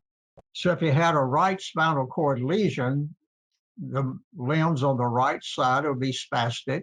The muscles on the right side somewhere would be flaccid. And then you would have loss of touch, vibration, general sensory. But notice pain and temperature is contralateral. So if you were reading a case like this, and it says Mr. Jones presents with the right limbs showing spasticity, and it says upper and lower limbs, let's just say, for example. So it says the right upper and lower limbs show spastic response. Now, don't dissect that statement. All you want to think about in that bird's eye view, here is a long tract lesion of corticospinal system. You don't know where, but you know it's corticospinal tract somewhere between cortex and cord. So you have a long tract sign, right limbs are spastic. And then it says in another sentence, the right limbs, upper and lower, also show loss of touch. Well, again, don't dissect that out too deeply. Just note that's another long tract sign. You're showing loss of the dorsal column system, medial meniscal system, but you don't know where, you just know the system. So far in two sentences, we have two long tract signs on the right side of the body. And then somewhere in that case, it might even say somewhere on the right side at a certain level, there are some flaccid muscles. And so, of course, you recognize that's a lower motor neuron lesion. So now notice in the collection of those three sentences, you have right limb spastic, right limbs loss of touch, right flaccid muscles. But the last sentence says, however, the left limbs show loss of pain and temperature.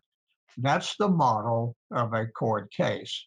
When all your deficits on the same side and pain and temperature is opposite, then you know the cord lesion is on the side where the multiple findings are found.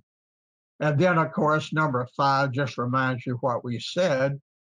If it's somewhere between C1 and T1 or T2, you want to anticipate maybe a Horner's event, and you would include upper limb and lower limb. So again, in that just example I gave you, where it's both upper and lower limb, you know the lesion is somewhere on the right side of the cervical cord, somewhere between C1 and T1. So you know if the upper limb is in the storyline, you're going to be somewhere in that level of cord. So that's kind of how it all presents. Okay, so that's kind of a nice summary, nice little package collection of what's going on there. So I hope all of that kind of gels pretty much what we have talked about in the chapter. All right, now let's end with some of these classic lesions and just briefly mention them. And now you can apply all of those strategy rules in the drawing above, those classic 5 or 6 strategy rules that we just went over. And now you can apply them to different types of lesions and, of course, very well pick out what's going on. Now, one of the old classic step 1 cord lesions is polio. It's been around ever since the exam started in the step level. And again, we know this is a viral inflammatory destruction of the lower motor neurons in the ventral horn. Now, for each of these, you want to give a little attention to what level of the cord is primarily is going to be where it's presented.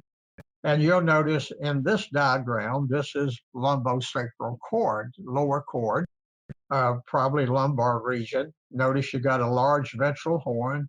You have a single dorsal column. You have just a small rim of white matter. So this is lower cord. And you probably remember that this usually starts in one of several lumbar segments. So here is your ventral horn lesion, your viral destruction. So at the level, and this shows bilateral, remember polio can be one side or the other, but this shows a bilateral, so all the muscles innervated by the segments involved are showing all the classic lower motor neuron signs of flaccid muscle. So there are fasciculations, decreased tone, decreased reflexes, severe muscle atrophy, and that muscle mass as well. So polio is pretty easy to identify. You remember, this is classic a young child. So this is usually a 2 or 3, 4, 5, 6-year-old individual that has had an inflammatory event, and a few days later starts showing muscle weakness in the lower limbs. Now, another one the exam likes is Tabes. Now, Tabes is seen in the late stages of syphilis and a few other pathological events. Now, notice this is a demyelinization story. So this is the axons themselves are not damaged, but you're losing the myelin. You remember myelin, the thicker the myelin, the faster the transfer of the information. So this is a demyelinization, and notice it's demyelinization in the lower part of the cord. Notice this is lumbosacral again, and this is bilateral destruction of the dorsal columns, and it also damages the incoming dorsal roots on both sides. So this is a demyelinating event, Tabes dorsalis. Now, what you want to note on this type of event, this is a sensory-only deficit. Notice this individual never has any motor deficits. This is all sensory presentations. So again, notice number 1, you're going to lose the conscious proprioceptive from that lower limb. So they're going to have that kind of a classic awkward and high step gait that's characteristic of Tabes. Notice number 2, neurology talks about the 3 Ps. So you've lost touch and vibration. So the lower limbs kind of have a constant tingling to them, that pins and needles. So you have this paresthesia going on. Notice what's kind of unusual among the 3 Ps. The lower limbs are hypersensitive to pain. Now, obviously, the spinal thalamic tract is not involved in the disease site, but for whatever reason, the pain and temperature pathways become super sensitive. And the suggestion is that whatever is demyelinating dorsal column is also affecting some of the myelin in the spinal thalamic somewhere. So pain is just super sensitive. You just lightly push on the thigh and you can produce an acute pain into the patient. And then, of course, the dorsal columns, we haven't mentioned this, but you may remember, is bringing from the pelvic region, from the bladder, from those baroreceptors, sensory information up through the spinal cord to the brainstem to the micturition center, information about how full the bladder is. And so when you reach a full bladder, you get that sensation for micturition. And so when you have a dorsal column lesion, that information is broken down. So now you disconnected the bladder from that higher brain area. And so the bladder will fill and reflectively empty. You get a spastic bladder. So spastic bladder polyuria is part of the story as well. Now notice number 3, you get a sensory ataxia. So this individual, you perform a Romberg sign. And again, with eyes open, they can stand up. As soon as they close their eyes, they have sensory ataxia, positive Romberg. And then another one that's kind of hard to explain is the Argyll-Robertson. You remember, this is a pupil that will respond to accommodation, but not to the flashlight test. And so again, suggestion is somewhere in the pretectal region, up there in the dorsal brainstem is where this lesion is. Notice that pretectal region, something is affecting the myelinization there. So again, that's one of the suggested thoughts. And then number 5 is kind of obvious. Since you've knocked out your dorsal roots, you've knocked out the 1A incoming at that segment there. So you're going to have a defect in that testing of stretch reflex. So Tabes dorsalis is an interesting one. Notice it's a very focal lesion, just bilateral dorsal column demyelinization. Now, in contrast to that one, another one you want to give some attention to is Lou Gehrig's, ALS. Now, in contrast to Tabes, this is a purely motor lesion. No sensory deficits presenting in this individual. This is total motor. Now, notice this is a neurodegenerative disease. So this is a destruction of the neurons, neurodegenerative disease. And notice it is going to involve both motor systems in the cord. The ventral horn, which is the bilateral destruction of ventral horn lower motor neurons, and it's also bilateral corticospinal involved here in the also in the white matter. Now, this is a disease process that takes some time to diagnose because it begins very subtle signs. Individual is going to come in with very vague signs, just telling you, hey, doc, my right up arm, my left arm, maybe one of the lower limbs seem to be weak. And that could fit patterns of many disease processes. And so again, notice, and over time, as that individual comes back in, you notice this weakness starts involving, over time, all 4 limbs. So this is a quadra lesion, all 4 limbs are involved. Now notice, once the disease is diagnosed as ALS, and you confirm your diagnosis, you remember this is terminal. There's no cure for this, 2 to 5 years till death. Depends individually how fast it goes. And so typically, not always, but fairly typically, Notice this one is going to usually begin somewhere in cervical levels. So you'll notice this illustration over here is cervical cord. It has a large ventral horn, a lot of white matter. You have both dorsal columns there. So this is beginning in the cervical region. Now what happens over that 2 to 5 years, this disease just starts eating up the entire central nervous system.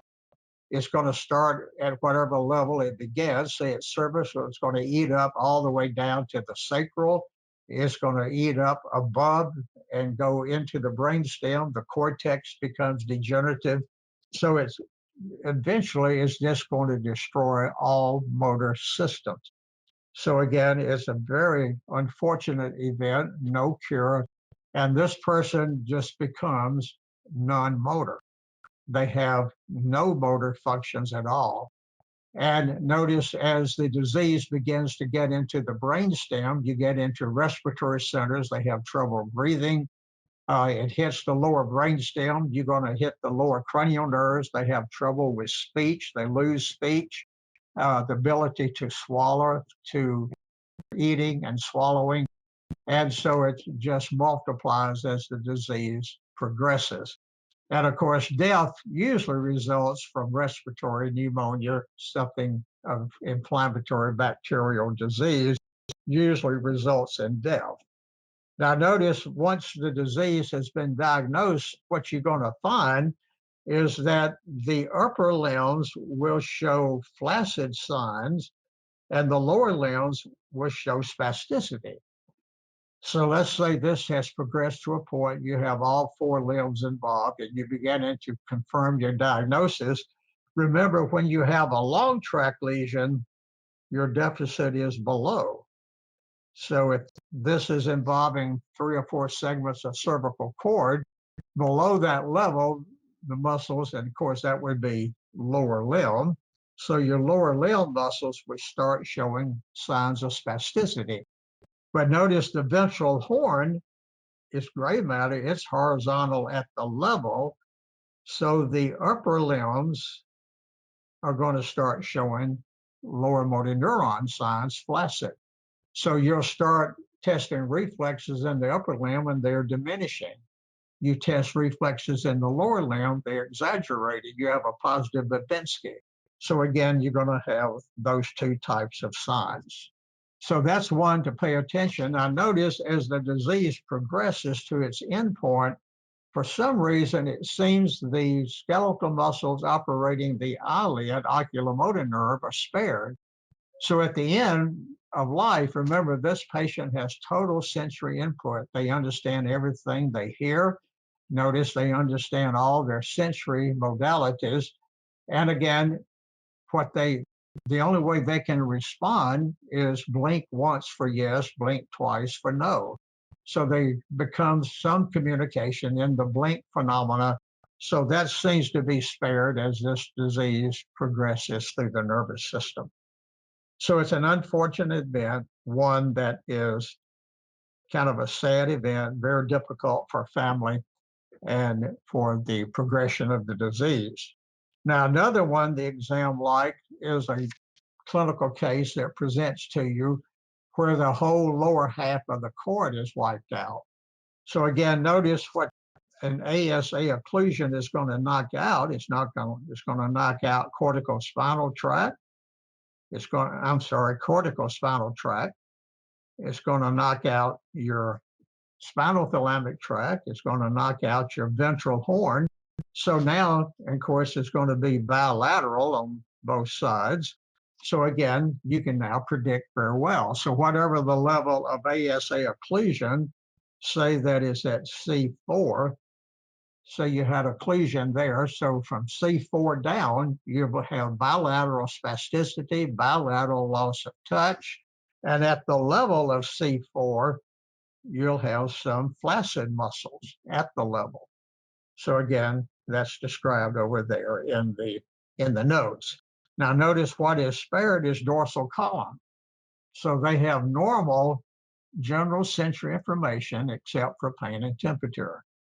So notice there's no balance problems here. There's no Romberg sign in this individual. Subacute is another progressive. Notice this again affects the myelin. This is a nutritional event. This is a vitamin B12 deficiency. And again, notice being vitamin B12, this is typically seen in long-term alcoholics with too much alcohol involvement. And this is, again, is a bilateral event. Notice it knocks out bilaterally the dorsal columns. Notice corticospinal tract is knocked out along with the spinocerebellus. And so again, notice the event here is going to be a progressive loss of these systems. So again, notice typically it's in the lower cervical levels. So you would anticipate this to involve upper and lower limbs being at that level.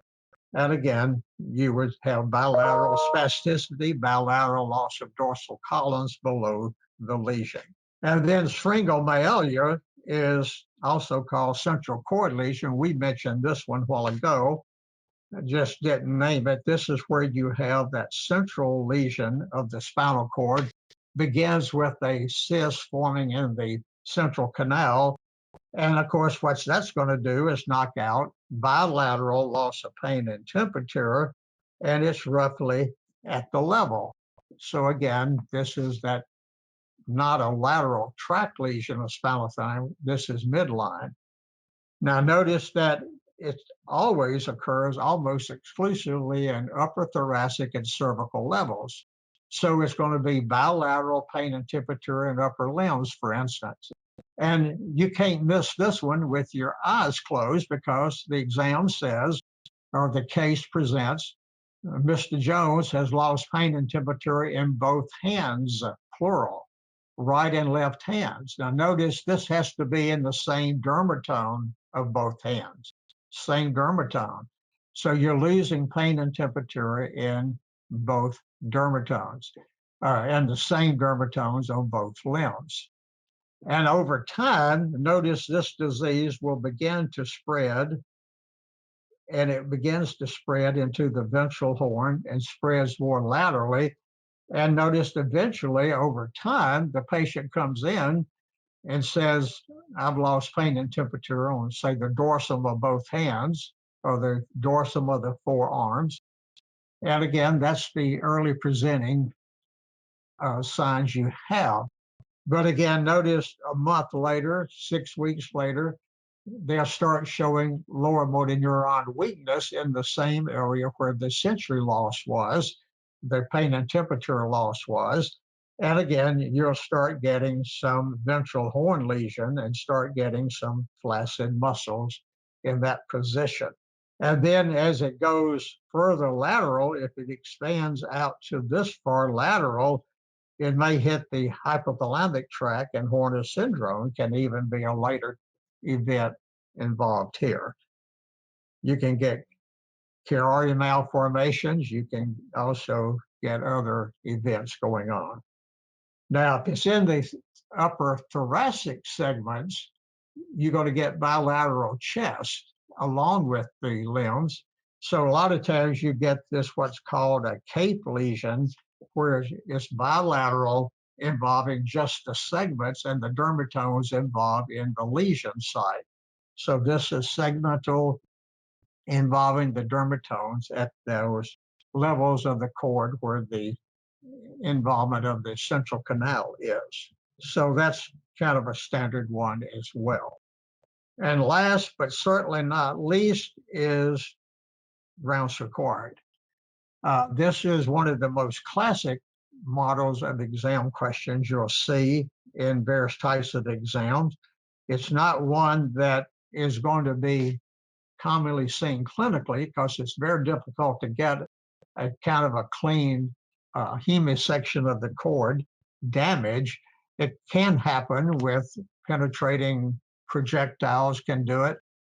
Some types of penetrating trauma can do that, but it's not seen clinically very often, but it's the greatest teaching case for exam purposes. And of course, the reason being is that this is a hemisection, half of the cord lesion.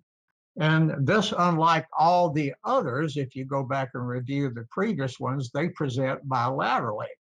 So when you have a bilateral presenting chord lesion, you don't have to deal with ipsi, contra. That is not required, but this one being one chord side of the chord of the other requires you to pull in all of those 5 or 6 strategy rules and apply them individually. So here shows you a Brownsford chord, half of the chord. Let's give this one dynamics. Let's say this is the left side of the chord. And let's say the hemisection is at C6. So the exam says there's a left hemisection chord lesion at C6. So now you know the parameters. Now, the first thing you would think of when you see C6 is somewhere between C1 and T1. So magically, you would think this is going to involve both upper and lower limbs. Plus, notice it could involve then Horner's events as well. So notice what happens in a Brownsford chord. Obviously, it knocks out dorsal columns. Notice it knocks out corticospinal and knocks out spinal thalamic. So here are your 3 long tract lesions. So every one of these are what? Below the lesion. We know that is the classic rule. And notice the dorsal column lesion is below loss of general sensation other than pain and temperature.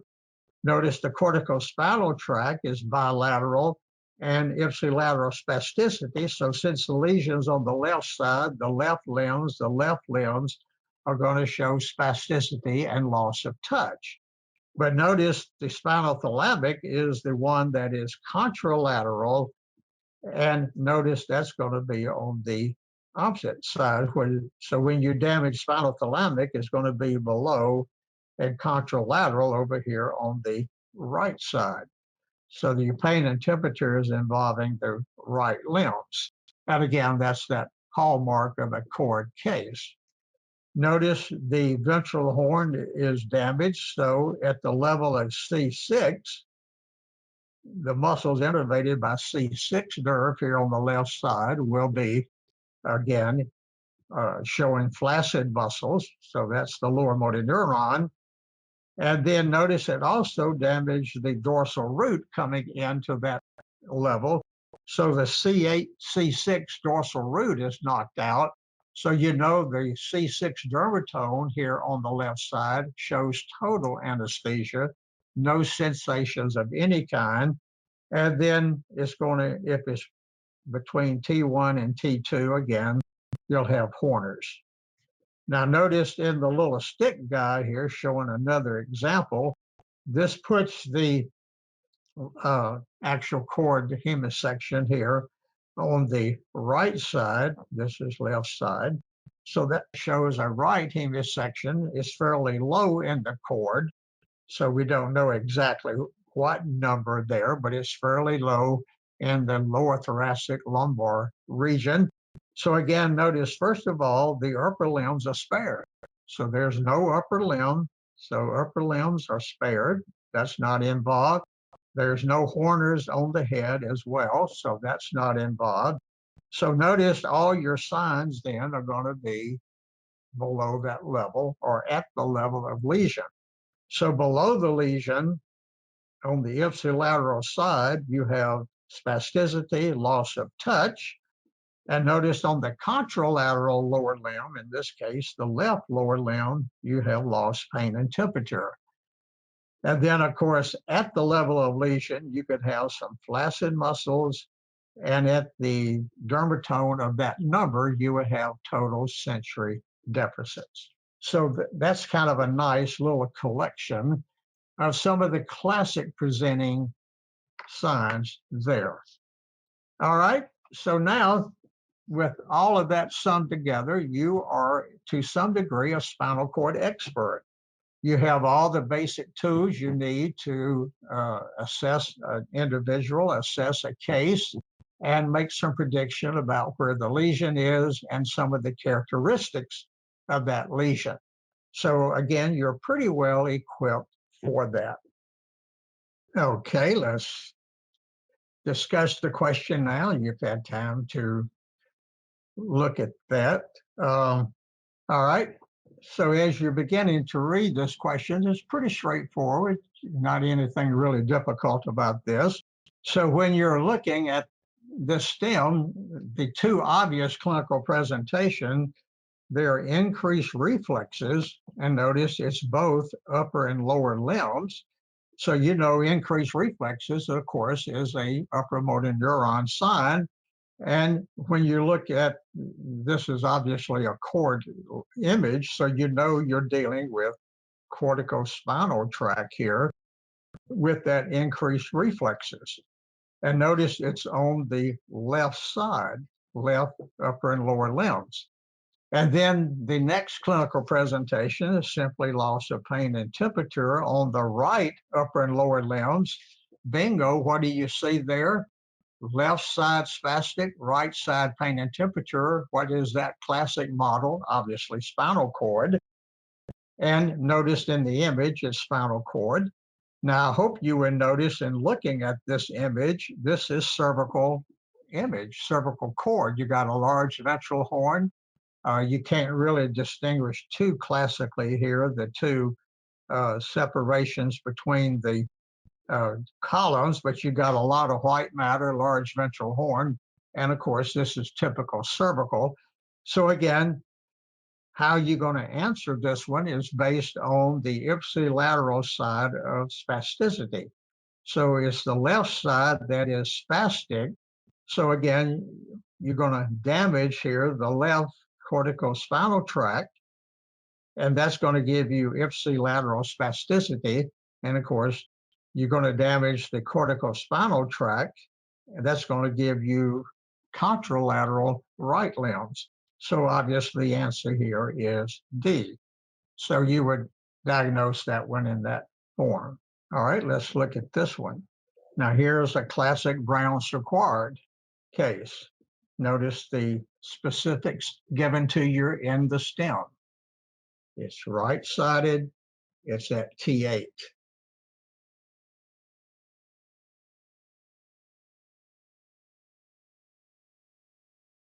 Okay, let's talk about this one. So when you deal with a Brown-Séquard at T8, what would be the obvious answers that you would throw out on the first look at? So at T8, you're not going to have upper limb and you're not going to have a Horner's. So notice very quickly, you'll see upper limb in answer A, you'll see upper limb in answer C, and you'll see Horner's in E. So in the first 10 seconds, you would throw A and C and E out the door. So again, don't waste your time reading them. Doesn't matter what they say. At T8, you can never involve the upper limb or Horner's. So those are out. So you've got two possibilities in lower limb, that's B and D. Now notice B says absence of conscious proprioception. Now that's a dorsal column lesion, as we know, and it's in the lower limb, that's okay. And notice D says hypertonia of muscles in the left lower limb. Hypertonia, you remember this is an upper motor neuron lesion, corticospinal tract, and the absence of cortical conscious proprioception or dorsal columns. And we know dorsal columns, B, your answer, you know, your strategy point says that's below ipsilateral. So the lesion is on the right side, so this is ipsilateral. But notice D says the left lower limb, it should be ipsilateral. So the obvious answer here is B, and that is absence of conscious proprioception of the right lower limb. So again, throw out the obvious wrong, pay attention to whether it's below ipsi, below contra, and make and apply the rules that we know.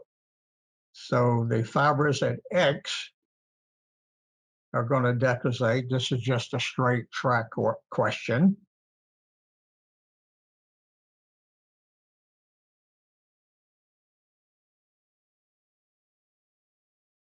All right, now notice the X, of course, are dorsal columns.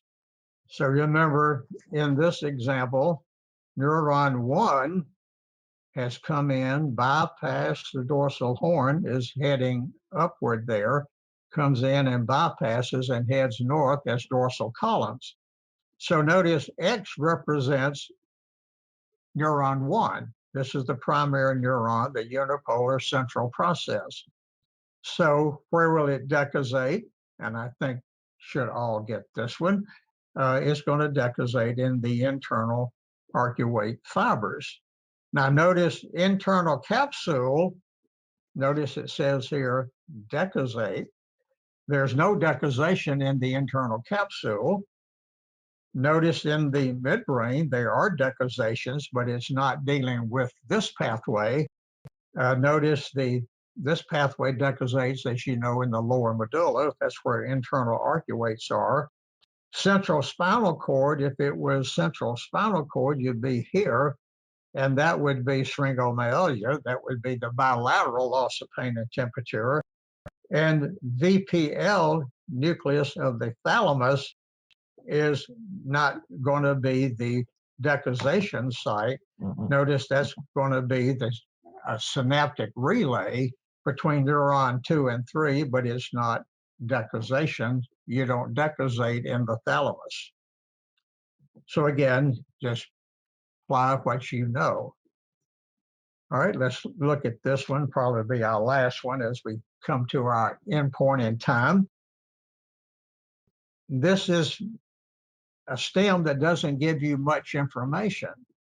All you know is that you've lost touch and vibration functions, and you know it's occurring on the right upper and lower limbs. So where is the lesion?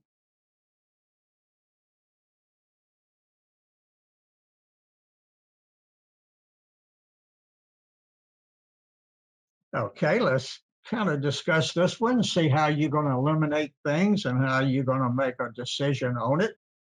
Now, again, notice limited information. You've lost touch and vibration on the right limbs, upper and lower limbs. Now, we know that's somewhere a deficit, a lesion in the dorsal column, medial, and meniscal system. So, but we don't know where in that system. All we know is that the right upper and lower limbs have lost those sensory functions. So as you start looking at your potential answers, notice A says dorsal columns on the right side of the cord. Notice that is ipsilateral. So that fits our pattern because we know if it's a cord lesion, notice this says dorsal column. So you know that would be cord presentation. So in the cord, dorsal column lesions present ipsilaterally. But what's wrong with answer A is T5. Notice you'll never involve the upper limb at T5. So remember, upper limb is somewhere between C1 and T1. So you would throw A out as a wrong answer because of the level. T5 would never affect the actual upper limb. Now notice B says cuneatus. Well, that would affect the upper limb, but not the lower limb. So that's going to be an obvious wrong answer. Now notice it is the correct side. It is ipsilateral. It is at C2, so the level is good for upper limb, but B just leaves out the lower limb. And then notice C does the same thing on the opposite direction, fasciculus grossalis, but again, notice it's not the right side either. It's not ipsilateral, but if you had it, grossalis as a correct answer, again, that would eliminate upper limb. And notice E says here, grossalis and cuneatus. Okay, now we can do both limbs on the left side of the spinal cord at T1. So the level is okay for upper limb. Grossalis and cuneatus is okay for upper and lower limb. But the problem here is it's not ipsilateral. So to make E a correct answer, you'd have to say on the right side of the cord, and then that could be correct. So that leaves then only one possibility is D. And notice this is a medial lemniscus lesion. Remember, these are axons of neuron number 2 above decussation. So if you damage the left side of the brainstem, you're going to affect below and the right limbs. So again, this is a medial lemniscal lesion here above decussation. And again, you're going to lose your functions of that pathway there on the contralateral lower limbs.